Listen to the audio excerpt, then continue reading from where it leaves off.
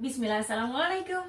Pilihlah diet yang praktis, alami, sehat, dan tanpa efek samping, serta mudah dipraktekkan dalam jangka waktu panjang. Dan pastikan pula harus mensupport turunnya berat badan kalian untuk kesehatan jantung dan otak, serta mampu menurunkan atau menekan pertumbuhan sel kanker. Dan yang lebih penting lagi, harus mampu menurunkan stres. Jika kalian adalah orang-orang yang aktif ataupun pelari, bahkan penderita diabetes, jenis diet yang menawarkan untuk makan 2 hingga 3 jam sekali sangatlah cocok buat kalian. Sudah pasti, porsi dan cara hitungnya ada di dalam video. Kurangi asupan kalori, tetapi tingkatkan unsur makro dan mikronutrisinya.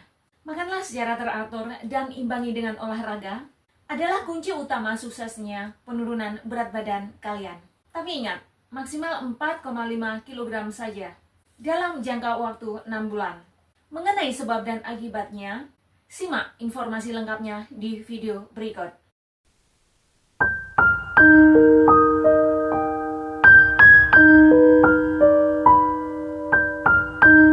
Pada saat kita memilih jenis diet, pilihlah jenis diet yang bisa dilakukan dalam jangka waktu panjang, mudah dipraktekkan, sehat alami tanpa efek samping, serta berorientasi pada nutrisi yang seimbang, yang meliputi biji-bijian utuh, buah-buahan, sayur-sayuran, lemak sehat, protein, dan serat makanan atau fiber.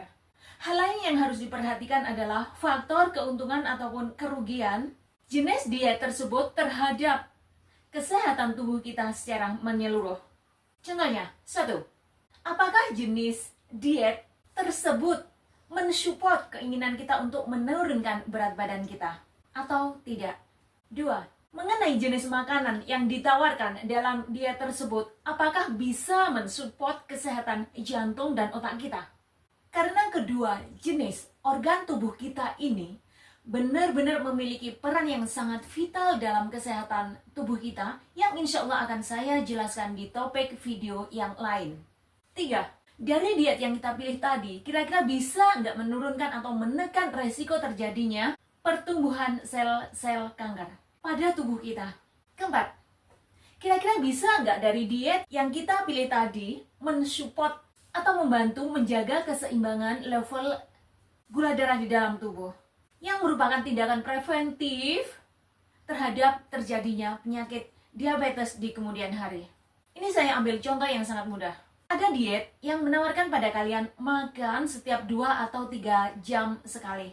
Menurut kalian, diet ini relevan nggak untuk kesehatan kalian?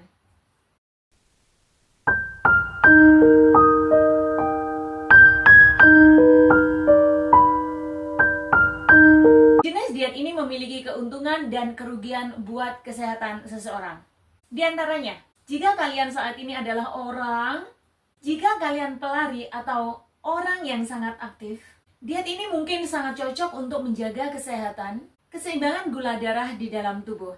Jenis makanannya pun yang mereka tawarkan dalam jumlah kecil atau cemilan. Tetapi jika kalian adalah golongan orang-orang yang bekerja di kantor atau orang yang sedikit melakukan aktivitas fisik, diet semacam ini justru memungkinkan kalian untuk makan berlebihan yang bisa memicu kegemukan.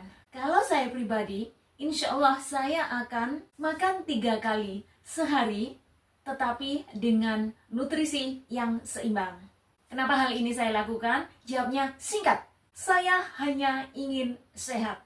Cuma 3 kata ini kuncinya, yang insya Allah akan terus-menerus saya share di video selanjutnya. Jadi nantikan kehadirannya. Saya nggak ingin gemuk. Saya nggak ingin kelak saya duduk di kursi roda karena penyakit kronis. Intinya, saya nggak mau ditemani oleh obat-obatan tiap hari.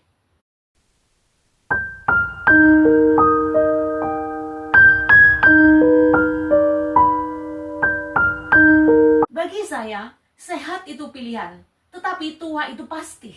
Jadi kak, mumpung kita saat ini masih muda, terapkan trik-trik sehat ala channel Suprapti ini di kehidupan harian kalian semua. Saya ingin menikmati hidup sehat ini bersama kalian. Gali terus informasi yang ada di channel Suprapti ini secara terus-menerus. Gimana Kak? Setuju Kak? Jika saat ini kita fokus untuk menghindari terjadinya kegemukan, hal utama yang harus kita perhatikan adalah jumlah makanan yang kita konsumsi, bukan seberapa seringnya kita makan. Artinya, kita sah-sah saja mengonsumsi makanan dalam jumlah banyak. Asalkan kita pilih jenis makanan yang kandungan energinya jauh lebih rendah dari yang seharusnya kita butuhkan. Insya Allah, trik ini tidak akan membuat kalian gemuk, tetapi justru sangat menguntungkan. Kenapa? Karena efek kenyang lebih lama dari jenis makanan pilihan kita tadi bisa menimbulkan mood yang seimbang, yang dapat menekan keinginan seseorang untuk ngemil, yang sebenarnya adalah kunci utamanya dalam menekan terjadinya kegemukan. Memang, untuk urusan cemilan seseorang itu nggak bisa disamaratakan. Seseorang yang cenderung ngemil umumnya dikarenakan keberadaan makanan di sekitarnya, bukan karena lapar. Betul nggak kira-kira? Faktor inilah sebenarnya pemicu kegemukan jika hal ini berlangsung terus-menerus dalam jangka panjang. Seseorang dengan mood yang tidak seimbang cenderung untuk ngemil yang manis-manis. Alhasil, kegemukan pun tak dapat dihindari. Meskipun dia hanya makan 1 kali sehari. Umumnya, cemilan yang manis-manis tersebut mengandung tinggi kadar lemak. Jadi, jika kalian ingin kurus, jangan makan berlebih atau banyak ngemil, tetapi imbangi dengan olahraga. Kak, jika kalian menyukai video ini, please like and subscribe. Jangan lupa tekan tombol loncengnya untuk mendapatkan notifikasinya. Support Anda berupa like dan share sangat saya nantikan. Terima kasih. Gimana Kak, masih bisa tetap fokus? Oke, kita lanjut. Jenis diet semacam ini sangatlah baik untuk penderita diabetes. Makan dalam jumlah yang sedikit tetapi agak sering bisa membantu seseorang dalam mengontrol level gula darah di dalam tubuh. Tahu kenapa? Karena umumnya hormon insulin di dalam tubuh penderita diabetes tidak bisa berfungsi secara optimal. Sehingga kemampuan tubuh dalam memetabolisme karbohidrat dalam jumlah yang besar menjadi bermasalah.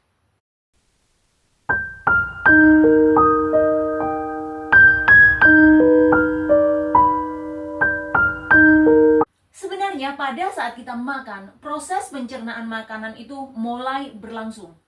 Sejak makanan itu kita kunyah di dalam mulut.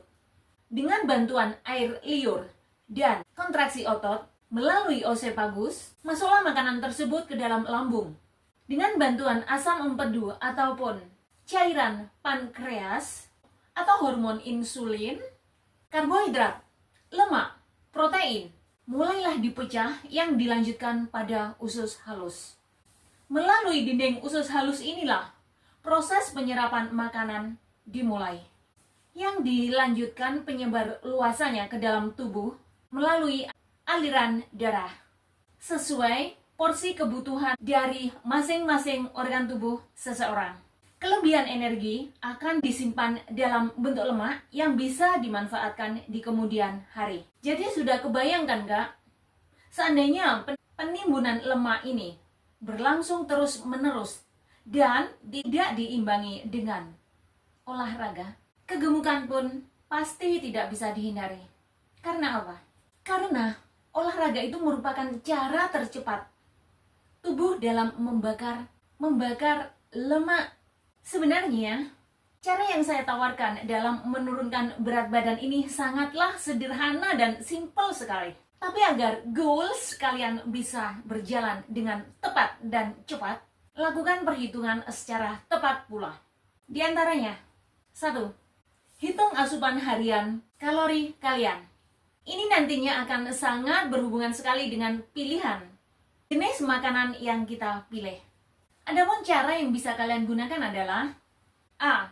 Berat badan kalian saat ini dalam pounds kali 11 sama dengan kalori dasar kalian. 1 pound sama dengan 0,454 kg atau 454 gram. B. Kalori dasar plus 400 sama dengan kalori yang kalian butuhkan. C. Kalori yang kalian butuhkan dikurangi 500 sama dengan perkiraan kalori harian untuk program penurunan berat badan kalian. Hanya gini kak, jika berat badan kalian 52 kg saat ini, maka kalori yang kalian butuhkan adalah 1. 52 dibagi 0,454 11 sama dengan 1260. Ini adalah kalori dasar kalian. Lalu B. 1260 plus 400 sama dengan 1660. Itu adalah jumlah kalori yang kalian butuhkan. C. 1660 dikurangi 500 sama dengan 1160 adalah perkiraan kalori harian program penurunan berat badan kalian. Nah, di samping kalian butuh menghitung kalori, hal lain yang perlu diperhitungkan adalah porsi makan dan nutrisi yang seimbang.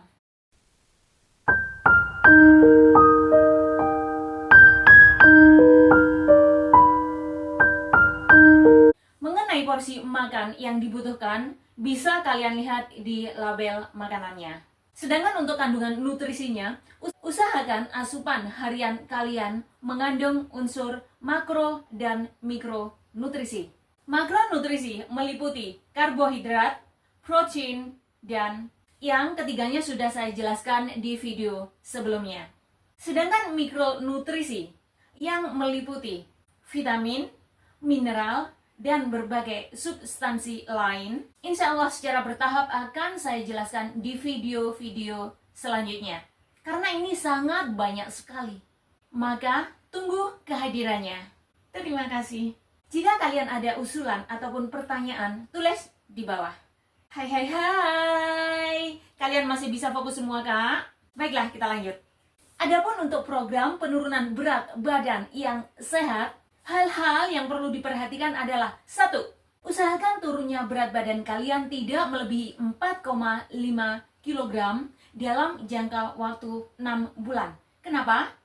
Jawabnya insya Allah saya jelaskan di video mendatang secara bertahap. Karena ini benar-benar hal yang sangat kompleks dan sangat banyak sekali. Kedua, kurangi asupan kalori dan lemak jenuh maupun gula. Contoh yang paling ngetrend sepanjang zaman adalah cookies. Cookies umumnya tinggi akan kandungan gula, lemak, dan kalori. Bahkan saat mengonsumsinya pun, kalian nggak cukup 1 biji. Tetapi biasanya, saya pribadi, saya memilihnya itu dalam bentuk buah yang segar maupun kacang-kacangan yang kaya akan lemak sehat, bukan lemak jenuh. Gimana kak? Kalian masih bisa fokus? Oke, kita lanjut. Adapun hal lain yang perlu diperhatikan adalah 3. Makanlah secara teratur dan imbangi olahraga. Untuk tips sederhananya adalah, jika saat ini kalian bekerja di kantoran ataupun mahasiswa, ataupun kalian ingin bepergian ke tempat yang jauh dan lain-lain, usahakan untuk membawa bekal dari rumah yang tentunya jauh lebih sehat dan bersih. Itu yang saya jadikan standar. Atau tetapi jika kalian suka makan di restoran karena suatu hal, maka usahakan untuk memilih menu yang mengandung nutrisi seimbang. Kedua, jika kalian makan di rumah, perhatikan porsinya. Jika kalian makan di restoran, konsumsilah setengah porsinya. Sisanya bisa kita bawa pulang untuk persediaan makan malam ataupun makan siang esok harinya. Yang penting harus disimpan di kulkas. Jangan disimpan di ruang terbuka atau suhu ruangan. Ntar basi deh, mubazir kan jadinya. Tapi sudah tentu harus kalian lihat porsi makanan yang kalian pesan juga. Karena apa? Jika jenis makanan yang kalian pesan di restoran itu satu porsi hanya mengandung 50 gram, masa sih mau dimakan separuh? Kemudian dibungkus, dibawa pulang? Kan gak realitas nih. Tapi yang saya contohkan tadi adalah porsi utama di dalam restoran. Mengenai porsi, spesifiknya ada pada selera dan pilihan kalian masing-masing. Ketiga, usahakan di setiap makanan ataupun cemilan yang kita konsumsi itu mengandung protein. Kenapa? Karena protein merupakan sumber energi dan sumber asam amino esensial yang dapat memberikan efek kenyang lebih lama di dalam tubuh kita, yang memungkinkan seseorang menekan asupan kalori hariannya, yang berpotensi meningkatkan keberhasilan program penurunan berat badan kalian. Artinya, jangan hanya mengonsumsi karbohidrat saja, meskipun keduanya sama-sama hasil energi. Kenapa? Karena karbohidrat tidak mengandung asam lemak esensial yang sangat diperlukan oleh sistem imun tubuh kita dalam melindungi tubuh kita dari berbagai serangan penyakit. Video seru yang lainnya ada di sini. Wassalamualaikum. Bye.